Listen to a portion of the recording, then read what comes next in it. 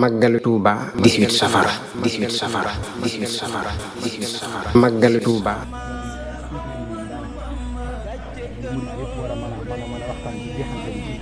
salaamaaleykum. siyaar naa leen bay xam laat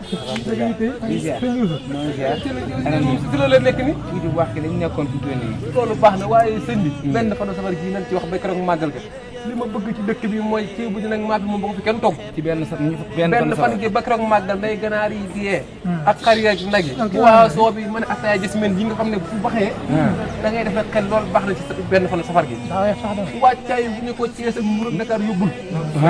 mooy dëgg nag boo xoolee ci safar yi daan jàll dafay mel ne ñi ci bitti dañ ko war a ci waa dëkk bi ma ne ren bëgguma ko fi loolu nag dañ ko war a commencé léegi ma ne ataaya jasmine bi yëpp day am safar gi waaw biscuit meeg gerte caaf café gu foor commencé ko ci benn fanu safar des koy jëlal wala des koy jëlal amul jëlal sa suur ba màggal Tuuba amatuñ benn programme ñun safar gi dañ koy màggal ba keroog màggal gi loolu yi tëji man dem naa de mooy dem na sëñ Cheikh jërëjëf ataaya fett gi ataaya jasmine ataaya teel a force mooy bi ñépp mi